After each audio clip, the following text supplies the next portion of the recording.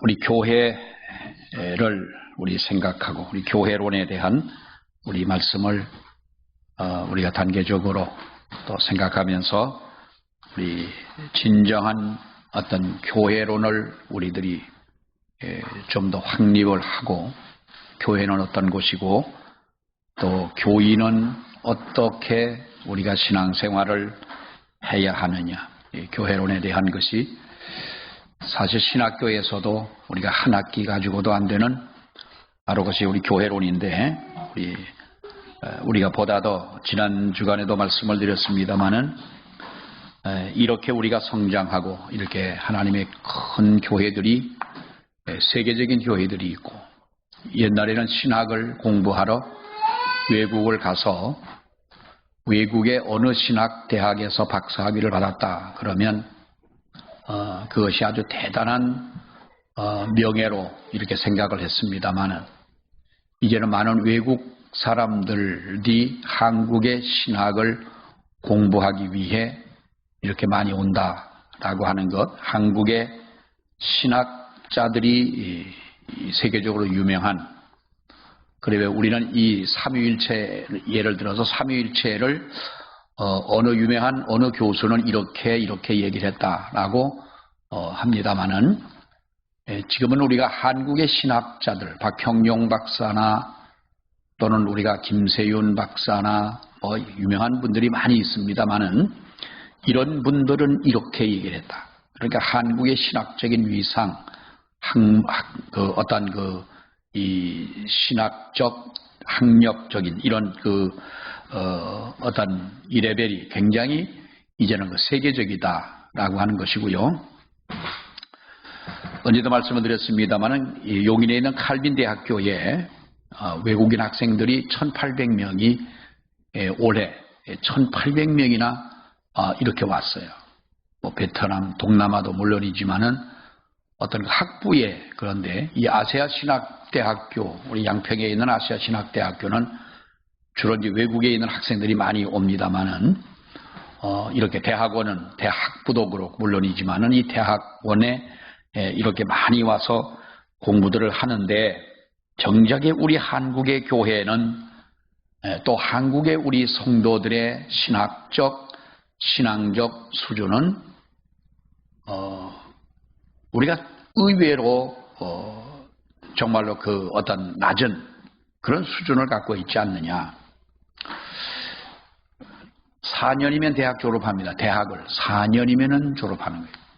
그러니까 초등학교 6년, 중고등학교 6년, 대학교 4년, 전 몇 년이에요?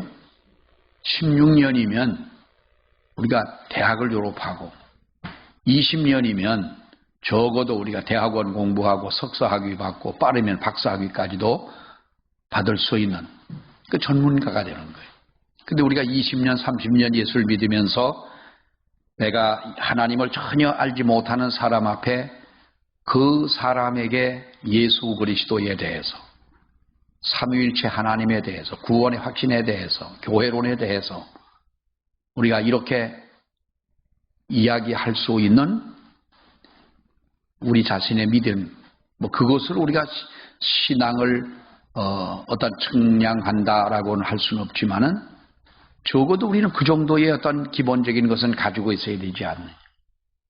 구원의 확신이 있다면 어떻게 해서 내가 하나님 앞에 구원의 확신이 있다고 하는 것을 얘기해 줘야 되지 않겠냐.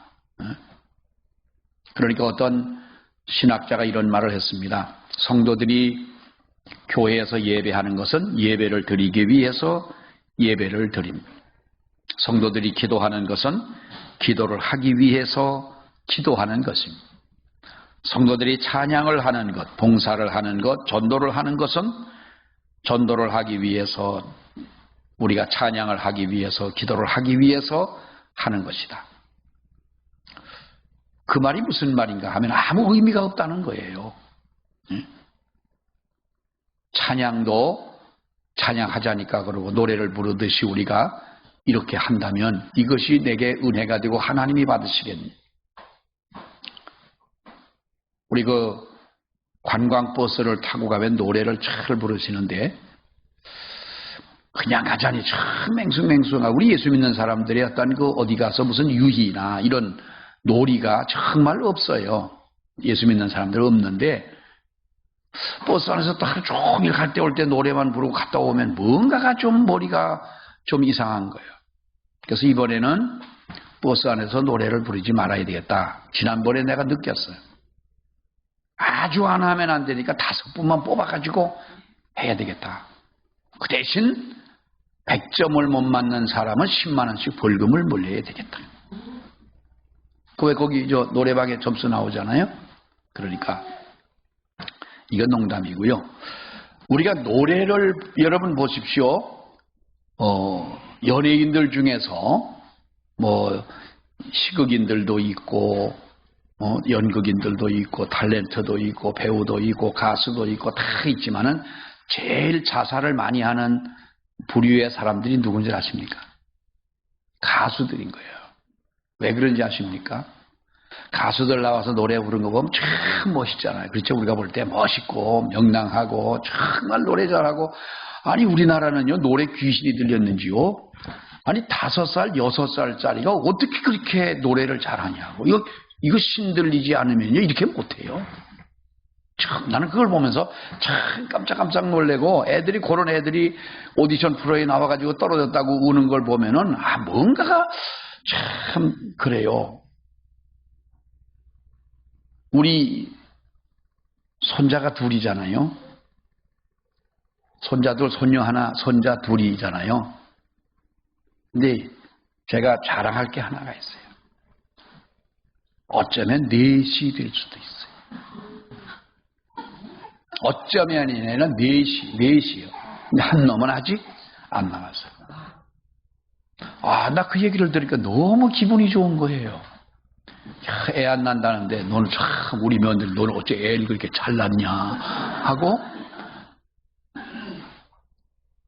기분이 좋더라고요. 목사들은 부목사들이 애 많이 낳으면 담임 목사님들이 싫어하는 분들이 있어요. 난 그거 잘못됐다고 봐요. 생명은 하나님이 주신다고 그렇게 소리 지르면서 하나님이 주시는 생명을 귀하게 여겨야 되죠. 옛날에 나보다 신학교 1년 선배인데 신학교를 다니는데 그분이 이제 한 번은 저를 만나서 이런 얘기를 하다가 그러는 거예요. 나는 애가 6명이요 그래. 아니 그 사이에 어떻게 애를 6씩이나 낳았냐? 그래서 내가 아니 전도사님은 나이가 몇인데 6명이 낳냐 했더니 그때 30대 중반도 채 안 됐어요. 그런데 6명을 낳았다는 거예요. 근데 그때는 전도사님들이 목회를 많이 했잖아요. 그런데 선 보는 데마다 전도사님 우리 교회에 와주셨으면 좋겠습니다. 그런데 그러다 보면 이제 얘기를 하잖아. 결혼을 하셨지요. 아기는 몇입니까? 6입니다. 그러면 얼굴이 달라진대. 그래서 우리가 당회를 해보고 하면서 가는 데마다 와주십시오 하고 우리가 연락을 드리겠습니다. 그래가지고 못 가고 그랬는데 그분이 한 번 그러는 거예요. 내가 지금 저 강원도 양구에서 목회를 하는데 아니 어떻게 양구까지 가셨냐 했더니 오라는 데가 없더라는 거예요. 근데 그 교회를 갔더니 거기서도 와달라는 거예요. 그러니까 설교는 잘 하시는 거잖아요. 그래서 미리 얘기했대 자기가 또 오지 말라고 그럴까봐. 그런데 저는 애가 6이나 됩니다. 그랬더니 장로님들이 거기 있는 장로님들이 목사님 애기가 6 그때만 하더라도 애 안 난다 이런 말을 할 때는 아니거든요. 그때도 둘만 낳아 잘 기르자 그런 시대였는데 6명이라니까 전도사님 얼마나 고생을 하셨냐고 감사합니다. 우리 교회 오시라고 그래서 너무 감사해서 양구를까지 갔다는 거예요. 양구에 그 남면이라는 곳인데 거기서 이제 목회를 하시는데 그랬다는 거예요. 근데 우리 며느리가 이제 며칠 전에 우리 아들이 먼저 전화를 했어요. 아들이 애기 이름을 막내 이름을 하나 좀 지어줬으면 좋겠대. 그래서 언제 한번 농담 삼아서 야, 셋 낳는데 뭐 넷을 못 낳겠냐, 짝을 맞춰야지 그랬는데 넷이 생겼어요. 참, 좀 축하를 좀 해주세요. 아니 그렇게 박수 치자는 게 아니라 예배 끝나고 나갈 때 좀 나한테 좀 이렇게 좀 인사를 하라는 얘기죠. 근데 우리 셋째가 이쁘게 생겼잖아요. 셋째 그놈이 이쁘게 생겨가지고 한번 걔가 어디를 데리고 가다가 어느 뭡니까 감독은 아니고 뭐 이 프로모션 이 회사에 있는 어떤 사람에게 이제 만나게 됐어요. 그래서 명함을 주고 연락을 하면서 이제 말게 됐는데 가를 TV에 드라마에 출연을 할 수 있도록 이렇게 연락이 온 거예요. 가문의 영광이에요. 그래서 우리 아들을 보고 뭐 물어본 건 아니지만 그래서 우리 아들이 아주 단칼에 잘랐어요. 안 하겠다고. 속으로 참 잘했다. 나 같아도 그러겠다. 우리가 겉으로 보기엔 것이 얼마나 화려하고 얼마나 자랑스럽고 얼마나 그것이 귀하겠느냐. 남은 못해가지고 그렇게 뭐 이 연습생으로 10년을 넘도록 연습만 하다가 빚만 주고 끝나는 아이들도 많고 그런데 그런 것은 우리가 하면 잘생겼기 때문에 한다는 건 아니요. 괜히 또 내가 뭐 너무 지나치게 나가 잘하는 것 같습니다만은 아니 뭐 그 탤런트 뭐 다 잘생겼다고 합니까? 그래서 우리가 어린 아이들은 어린 아이대로 자라야 되는 거예요. 그런데 중요한 것은 바로 우리의 심령이 우리가 왜 노래하는 사람들의 자살률이 제일 높으냐 하면은 자기의 발산한 어떠한 그런 감정들을 다시 무엇으로 메꾸려고 할 때에 메꿀 수 있는 무엇이 없는 거예요. 그러니까 공허한 거예요.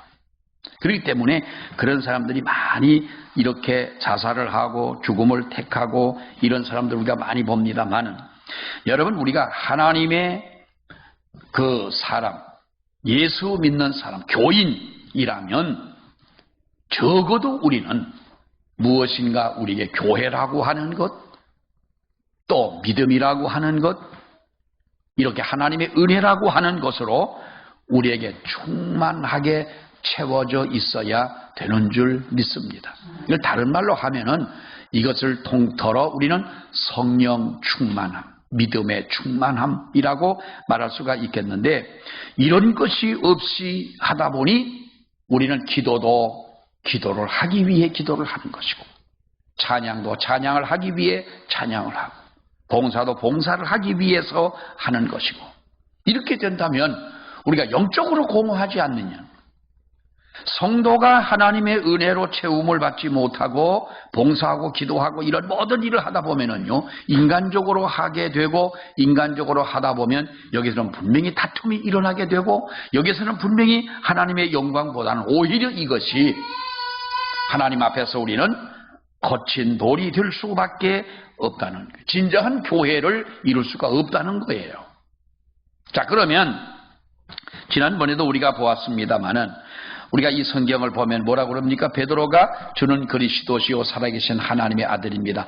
우리 좀 서론적인 거니까 서론적인 이 교회론 하면은 잔소리가 많이 나옵니다. 뒤에 가서 이제 교회론 할 때 보면 실질적인 그러한 어떤 교회관에 대해서 얘기하다 보면 우리가 듣기로는 잔소리처럼 많이 들릴 때가 있는데 좀 서론적으로 말씀을 드립니다마는 베드로가 주는 그리스도시요 살아계신 하나님의 아들이심을 믿습니다라고 할 때에 예수님께서 뭐라고 그랬습니까? 그를 칭찬하시면서 바요나 시몬아 네가 복이 있다 하면서 내가 네 위에 교회를 세운다. 너를 반석이라고 하리라. 베드로의 이름은 반석이라는 뜻이지요. 그런데 여기서 보면은 내가 네 위에 교회를 세우겠다라고 하는 우리가 이 말씀을 보면서 우리가 여기서 보게 되면 좀 어려운 말입니다만은 반석이라고 하는 이 말은 이 페트로스라는 말이에요. 페트로스인데 이것은 바로 영어로 남성 주격인데 예수님이 베드로에게 너는 베드로라 내가 이 반석 위에 교회를 세우리라 라고 하는 이 말씀에 여기에 이 반석은 앞에 반석과 뒤에 있는 반석 우리 성경 한번 보세요. 18절 봅니다. 시작. 또 내가 네게 이르노니 너는 베드로라 내가 이 반석 위에 내 교회를 세우리니 음부의 권세가 이기지 못하리라 그랬죠. 자 여기 보면은 보세요. 17절에 보면은 바요나 시몬아 네가 복이 있다 이를 내게 할 이는 혈육이 아니라 하늘에 계신 네 아버지라 하면서 너는 뭐요? 베드로라는 거죠. 너는 베드로라. 베드로라는 뜻이 뭐라고 그랬어요? 반석이라는 뜻이에요. 그런데 너는 베드로라 그러면서 내가 이 반석 위에라고 그랬어요. 그러니까 앞에 있는 베드로와 이 반석은 같은 의미에서 예수님이 지적한 말씀이지만은 그러니까 여기에서 말씀하고 있는 이 반석이라고 하는 데에는 두 가지 뜻이 있어요. 첫째 말씀하고 있는 베드로라고 하는 이 페트로스라고 하는 말은 반석이라는 뜻인데 남성 주격이고 뒤에 이 반석 위에 교회를 세운다고 할 때에 이 반석은 여성 명사라고 하는 거예요. 그러니까 이 반석이 베드로를 받는 것이라면 명사의 그 성이 같아야 되는데 근데 베드로는 페트로스 남성 명사이고 반석은 페트라 이 페트라라고 여성 명사인데 이 반석은 다시 말하면 그 베드로가 하나 예수님 앞에 고백한 이 고백을 모두 받는 말인 것입니다. 정확히 말하자면 주는 그리스도시요 살아계신 하나님의 아들입니다라고 하는 이 고백을 한 베드로 위에 교회를 세우겠다 이렇게 말했죠. 우리가 잘 이해를 해야 됩니다. 예수님께서 단순히 베드로 위에 교회를 세우겠다라고 하는 것이 아니라 올바른 신앙 고백을 한 베드로 위에 교회를 세우겠다. 예를 들자면 내가 너를 통하여 영광을 받겠다라고 말씀했지만은 내가 너를 통하여만 영광이 아니라 너가 고백한 그 신앙의 고백을 통하여 내가 영광을 받겠다는 거예요. 이것은 우리가 볼 때 비단 베드로에게만 말씀한 것이 아니라 그래서 이것이 앞으로 주는 그리스도시요 살아계신 하나님의 아들이라는 신앙적 고백을 하는 모든 백성들 위에 백성들을 통해서 바로 예수 그리스도의 교회를 세우시겠다라고 하는 거예요. 그러니까 교회는 에클레시아라고 그랬죠. 좀 우리가 뭐 헬라어라 좀 그렇습니다만은 이 교회라고 하는 그 의미가 뭐라고 그랬어요? 그것이 에클레시아라고 하는 거는 건물을 말하는 게 아니라 그랬잖아요. 물론 우리가 건물도 중요하지요. 예배를 드리다가 보면은 건물도 중요하고 또 잘 화려하게 지은 건물도 어디 다니다 보면은 교회를 예쁘게 지어놓은 교회를 보면은 저는 그래요. 그 교회를 한번 들어가 보고 싶은 마음이 드는 거예요. 어디를 가다 저 시골에 여기보다 더 시골에 제가 한번 이 홍천 이 서면 여기 저 대명콘도 있는 쪽에서 우리 그 이용주 장로님 옛날 그 강촌 쪽으로 일을 많이 하러 다니셨습니다만 강촌 쪽으로 가다 보면 어느 마을에 거기 이 팔봉산 조금 위에 추곡이라고 하는 곳이 있는데 거기에도 이 추곡에서 조금 지나서 가다 보면 코풀코풀한 산길로 올라가요. 그 길 내려가다 보면 그 시골에 거기는 교인들보다도 멧돼지나 고란이나 이런 게 더 많이 올 것 같아. 그때 교회가 하나 있는 거예요. 여러분이 그런 데를 지나가다 보면은 참 뭔가 정겹고 괜히 들어가 보고 싶고 이 교회를 목회하는 목사님은 어떤 분이실까? 교회를 나오는 분은 어떤 분들일까? 참 궁금하죠.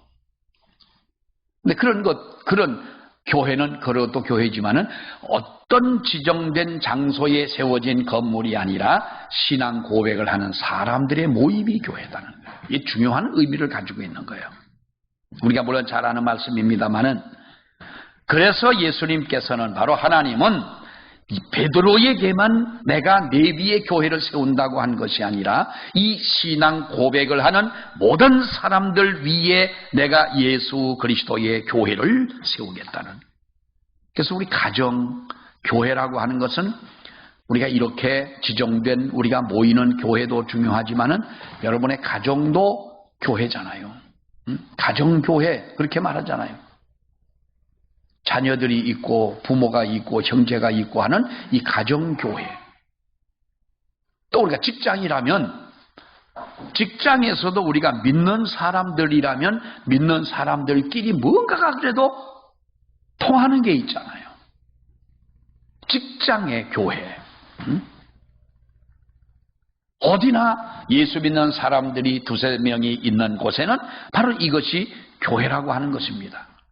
여러분, 이것은 교회는 하나님의 선택으로 이렇게 신앙 고백을 할 수 있는 사람들이 모인 곳에 바로 하나님은 이와 같이 교회를 세우시고, 그리고 중요한 것은 천국의 열쇠를 너에게 준다 그랬어요. 우리 천국의 열쇠가 여러분 뭡니까? 이 잘 우리가 정리를 해야 되는데, 교회가 천국의 열쇠를 가지고 있다고 하는 것은 교회로 부름을 받은 사람들은 우리가 하늘나라와 격리되어 있는 자들이 아니라 이 땅에서도 천국 백성으로 살아가고 있는 사람들이라는 거예요. 대통령이 어디를 갈 때, 대통령이 만약에 나라를 비우고 어디를 가면은 대통령의 권한을 우리가 국무총리가 가지고 이제 또 대통령이 돌아올 때까지 이 나라를 뭐 국무위원들과 회의를 하고 뭐 이렇게 하지 않습니까? 그런데 대통령이 어디를 갈 때 보면 꼭 이 수행하는 사람들 들고 가는 가방이 하나 있어요. 가방. 여러분, 그 가방 안에는 뭐가 들었을까요? 대통령이 어디로 갈 때 수행하는 사람이 들고 가는 가방 안에는 뭐가 있을까요? 한마디로 말하면 대통령의 모든 권한을 이행할 수 있는 모든 것이 가방 안에 들어있는 거예요. 그러니까 거기는 대통령이 명령하는 모든 권한이 그에게 가지고 들려져 있는 거죠. 여기에서 보면 하늘의 권세를 내게 주겠다라고 하는 것은 우리는 어떤 여기서 뭐 우리가 뭘 어떻게 하면은 하늘에서 뭐 땅에서 매면 하늘에서 매이고 땅에서 풀면 하늘에서도 풀리고 뭐 이 말을 하니까 우리가 기도하면 우리가 여기서 기도하면 하늘이 응답하고 물론 이런 의미도 없지는 않으나 우리는 어디를 가나 하나님의 백성이요 하늘나라의 백성이다라고 하는. 우리가 일본을 갑니다. 우리가 일본을 가서 며칠 동안 있으면 우리 일본 사람입니까? 한국 사람입니까? 우리가 일본 사람이요? 한국 사람이요? 한국 사람인 거예요. 뭘로 입증을 해요? 일본 사람하고 우리하고 비슷하게 생겼잖아요. 그럼 뭘로 우리가 일본 사람이 아니고 일본에 가 잠자고 일본 물 마시고 일본 음식 먹고 그러면서 왜 우리는 한국 사람이라고 그러냐? 우리의 신분이 여권이 일본 것이 아니고 대한민국 겁니다. 너에게 천국의 열쇠를 준다. 이 말은 이 땅에 지금 살아가고 있고 육신을 가지고 살아가고 있지만은 너희는 천국의 백성으로 살아가고 있다 하는 거 하는 거예요. 하늘의 뜻이 교회인 성도들의 삶 속에서 나타나게 된다는 것입니다. 그래서 땅에서 풀면 하늘에서도 풀리고 하늘에서 딱 교회가 매면 하늘에서도 매인다 그랬습니다. 자, 우리가 이 말씀을 보면 캐톨릭은 베드로가 교황이라고 본다고 했죠. 제1대 교황이라 이렇게 얘기합니다만은 여러분 그렇다면 우리가 이 문제가 있습니다. 만일 캐톨릭이 이야기하는 것처럼 이 반석이 베드로 한 사람을 이야기한다면 우리가 23절의 말씀을 보면 23절에 뭐라고 그럽니까? 예수께서 돌이키시며 베드로에게 이르시되 뭐라고 그럽니까? 사탄아 내 뒤로 물러가라 그랬어요. 사탄아 내 뒤로 물러가라. 너는 나를 넘어지게 하는 자다. 네가 하나님의 일을 생각하지 아니하고 도리어 사람의 일을 생각하는도다 라고 말씀을 합니다. 네가 사람의 일을 생각하는. 예수님이 예루살렘에 올라가서 많은 고난을 받고 이제 죽는다라고 하는 이 이야기를 할 때에 베드로가 뭐라고 그럽니까? 22절을 보세요. 22절 시작. 베드로가 예수를 붙잡고 항변하여 이르되 주여 그리 마옵소서 이 일이 결코 죽게 미치지 않. 자, 여기 보면 항변하여라는 말인데 옛날 성경에 보면은 간하여라는 말로 이제 그 번역을 했었어요. 지난번 그 옛날 성경에 보면은 항변하여라는 말인데 이 항변하여라는 이 헬라어에 보면은 헬라어 말씀에 보면은 에피티마라는 말이 에피티마인데 이 에피티마라고 하는 말이 무슨 뜻인가 하면 책망하다, 꾸짖다 그 말이에요. 그러니까 베드로가 예수님을 뭐라 그랬어요?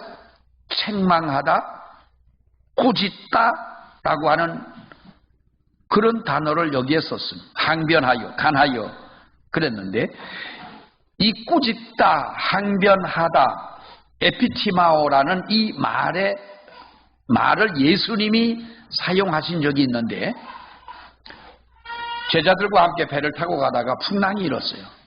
예수님이 잠을 자고 계시는데 제자들이 배가 뒤집힐 것 같아, 죽을 것 같으니까 예수님을 깨우면서 뭐라 그랬어요? 우리가 죽겠나이다. 그러니까 예수님이 일어나서 바다를 꾸짖었다라고 했어요. 에피티마오라고 하는 말이 그 말이에요. 자, 그러니까 베드로는 자신의 모든 인생을 예수님에게 걸은 거예요. 모든 인생을 예수님에게 걸었어요. 먹고 사는 문제, 자기의 신분 상승에 대한 어떤 그런 모든 소망, 아무튼 이런 모든 것을 예수님에게 걸고 이제는 예수님 때문에 자기의 앞날이 창창해질 거라고 생각을 했는데 예수님이 십자가에 죽는다는 그 말을 들으니까 얼마나 화가 나고 얼마나 베드로가 신경질이 나는지를 몰라요. 그래서 주님에게 여기에 보면 항변을 했다. 에피티마오라는 꾸짖었다는 말이요. 아니 조금 전에는 주는 그리스도시요 살아계신 하나님의 아들이십니다 라고 말을 했어요. 자, 그러니까 이 말을 들으신 예수님은 그를 칭찬했죠. 시몬아 네가 복이 있다. 이거라 네가 알게 하니는 육신이 아니라 하늘에 계신 하나님이 알게 했다. 그러면서 너를 반석이라 이제 내가 내 위에 교회를 세운다고 칭찬을 했는데 조금 있다가 항변하는 베드로를 보고 너는 사탄이라는 말이에요. 그리고 너는 나를 넘어지게 하는 자다. 여러분 잘 들으세요.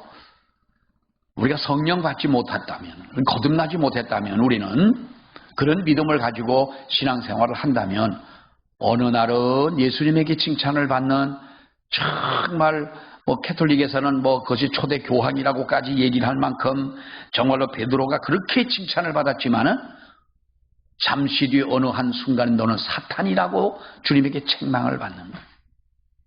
그러니까 너는 나를 넘어지게 하는 자다. 교회의 일원으로 하나가 된 것은 우리가 영광스러운 일이 아닐 수가 없지만은 우리가 정말로 어떤 때는 우리가 교회의 기둥 같은 일꾼으로 이렇게 하다가 어떤 때는 정말로 사탄의 종으로도 사용을 당할 수도 있다는 거예요. 이것이 교회 안에서 얼마든지 이루어지는 일들이라는 거죠.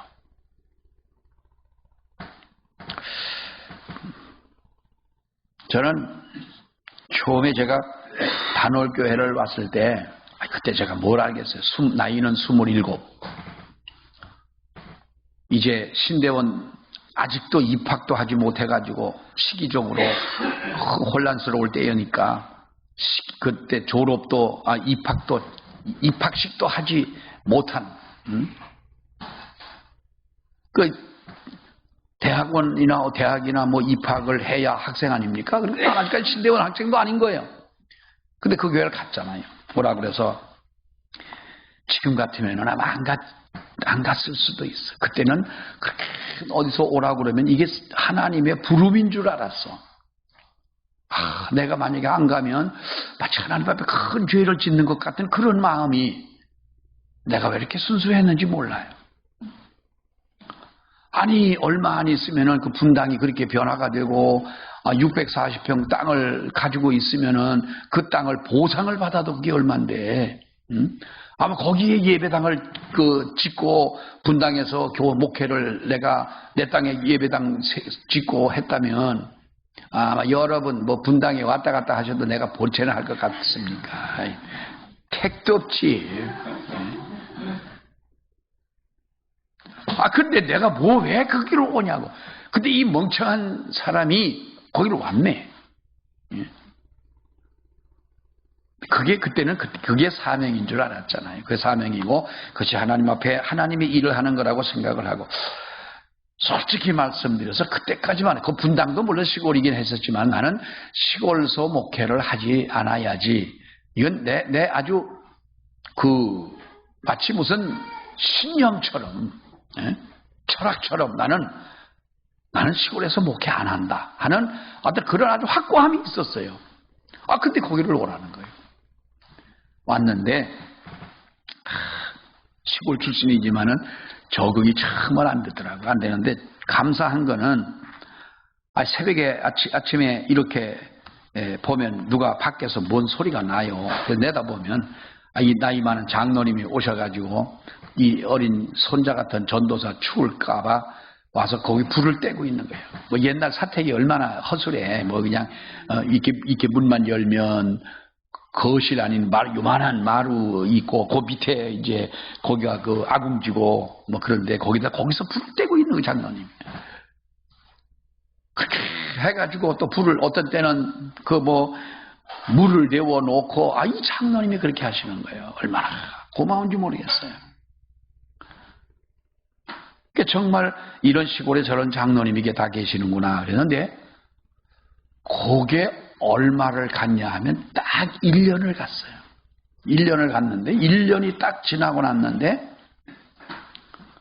어떤 교회에서 이제 그 초등학교 교장이 그때 그 장로님의 사위였고 이제 집사님이었는데, 그 양반은 학교를 그렇게 빌려줬어요. 학교에 와가지고 어떤 아이들이 이제 여름에 수련회를 왔다가 그 시골 교회 종이 있으니까 와가 신기하니까 그걸 와서 종을 쳤어. 그 종을 쳤다고 그때부터 이 장로님이 열을 받아가지고 나를 쫓아오더니 전도사님 계시오 하는 거예요. 말투가 이상한 거예요. 왜 장로님 왜 그러시냐대. 전도사님이 어떻게 애들을 가리켰길래 왜 종을 치냐는 거야. 내가 종치라고 가리켰어. 종친 놈이 내가 어디서 온 누군 줄 어떻게 알아. 나도 그 종소리를 듣기는 들었지만은, 장로님 뭐 애들이 신기하니까 쳤다고. 교회 종을 아무 때나 치냐고 말이지. 네? 이 양반은요 옛날에 이런 풍습이 있었어요. 교회에서 누가 돌아가셨어. 이분이 60살에 돌아가셨어. 그러면 교회 종을 60번을 치는 거예요. 옛날에 있었어요 없었어요? 이 동네 참 없는 것도 많어. 아이고 참 좋으시겠소.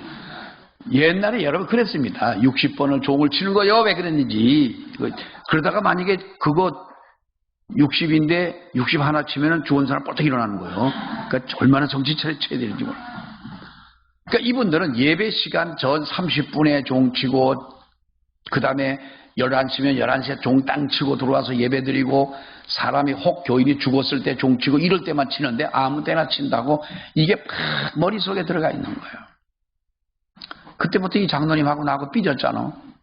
얼마나 그때부터 이분이 사사건건한, 자기는 어디 가면은요 교회 돈 가지고 여비하고 어디 가고 다 다니면서, 전도사는 어디를 가든 말든 또 전도사니까 지금 같으면은 장로님들하고 의논해서 이렇게 비용이 들어갑니다 하고 얘기하고 하겠지만, 그땐 전도사니 뭘 어떻게 그렇게 얘기를 하겠어요. 알아서 주면 감사한 거고 안 주면 할 수 없고 해가지고 그 어렵게 신학을 3년 동안 공부를 했는데, 아니 내가 분당에 있었더라면 거기서 용인은 가깝잖아요. 사당동도 가까운데 단월에서 거기를 다니면서 3년 동안 공부하면서 죽을 고생을 했어요. 알고 보니 그것이 하나님이 나를 훈련시키신 것이었고 그것이 은혜였었구나 라는 걸 알았지만, 여기를 곡숙교를 올라오니까 거기 있는 목사님이 그러는 거예요. 김 목사 친구가 있었는데 옛날에, 지금 저 소록도에 있는 그 친구인데, 김 목사 우리 교회 장로님이 돌아가셨어. 근데 입관을 해야 되겠는데 난 잘 못하는데 안 해봤는데 김 목사 좀 와서 입관을 해달라는 거예요. 가고 싶을까 말아요. 살짝 가고 싶지 않은 마음이 드는 거예요. 그렇게 나를 처음에 1년 동안은 그렇게 잘 하시다니, 왜 종치는 것 때문에 마음이 돌아가. 근데 종치는 것 때문에 마음이 돌아간 게 아니라 그 권사님이 그저 삶은 거예요. 아주 희한한 권사님이셨어요. 그렇게 신랑한테 쇠뇌를 시켜가지고, 근데 쇠뇌를 그 당시 당한 것에는 원래 그분들이 그랬어 사실은. 그런데 아무튼 그래가지고 돌아간, 그렇게도 그 교회에서 교인들이 다 그분들 때문에 낙심을 하는 거예요. 전도를 해와도 소용이 없어요. 그분 때문에 상처받고 나가는 거예요. 뭐를 해도 전도사는 몰라요. 그분들을 허락을 해야 뭐라도 되는 거예요. 그 하나님이 그런 분들을 축복하시겠냐고. 근데 그분이 돌아가실 때 가고 싶은 마음이 생기겠냐. 순간적으로 안 간다고 바쁘다고 하려고 하다가, 아이고 그래 오죽하면 나한테까지 친구 목사가 전화를 했겠고, 죽은 분 가서 입관해 주는 거야 해줘야 되지 않겠냐. 그래가지고 가서 아주 내 마음을 그렇게 쓸고 닦고 하던 그분의 입관을 하면서 속으로 그랬지, 아이고 이 양반 왜 그렇게 살았소. 하나님 앞에 쓰임받고 살지. 물론 나도 잘못한 것이 있기는 있었겠지만 좀 젊은 전도사 좀 손자처럼 아들처럼 좀 덮어주면 뭐가 그렇게 손해를 받겠소. 속으로 내 그러면서 입관을 했지요. 잘 가셨소. 아주 여러분, 베드로가 예수님을 항변할 때 꾸짖다 책망하다라는 말이에요. 이거 여러분 에피티마오라고 하는 이 말의 뜻이 베드로가 예수님에게 그렇게 할 수 없는 말이었어요. 그런데 이때 베드로가 성령 받았어요? 못 받았어요? 이 말 할 때 성령 받은 사람이 아니에요. 예수님에게 때때로 은혜는 받았지만은 정말로 성령으로 그가 거듭나지는 않았잖아요. 예수님과 함께 있을 때니까. 성령은 오순절날 이들에게 성령이 임할 때 받은 것이지, 이때 이들은 거듭남을 체험하지 않습니까? 그리고 나가서 복음을 전했더니 3,000명 5,000명이 돌아오다라는 거잖아요. 그러니까 우리가 하나님의 성령을 받고 거듭나지 아니했다면 하나님의 교회의 일원이 될 수 있느냐는 거예요. 이게 대단히 중요한 말이에요, 여러분. 우리가 하나님 앞에 너는 반석이라, 내가 내 위에 교회를 세우겠다. 그리고 하늘의 열쇠, 천국의 열쇠를 내게 준다. 무엇이든지 풀면 풀리고 닫으면 닫히고 매면 매여지고, 이 말은 무엇을 할 때에 하나님이 응답하신다는 이 차원이 아니라 하나님의 백성, 하늘나라의 백성으로 지금 살아가라. 이것이 교인이라는 거예요. 이것이 우리의 삶 속에서 실천되기를 원합니다. 기도하겠습니다. 하나님 은혜를 감사합니다. 너는 베드로라, 내가 이 반석 위에 교회를 세우겠다고 칭찬하신 예수님의 귀한 말씀을 저희들이 보면서 우리도 하나님께서 원하시는 반석 같은 믿음으로, 또 우리도 주는 그리스도시요 살아계신 하나님의 아들이라고 고백하는 이 신앙 속에 살아가기를 아버지여 원하오니, 주여 우리에게 믿음을 더하시고 우리가 하나님의 사람으로 온전히 설 수 있는 거룩한 은혜가 주여 저희들 가운데 있게 하여 주시옵소서. 예수님 이름으로 기도하옵나이다. 아멘.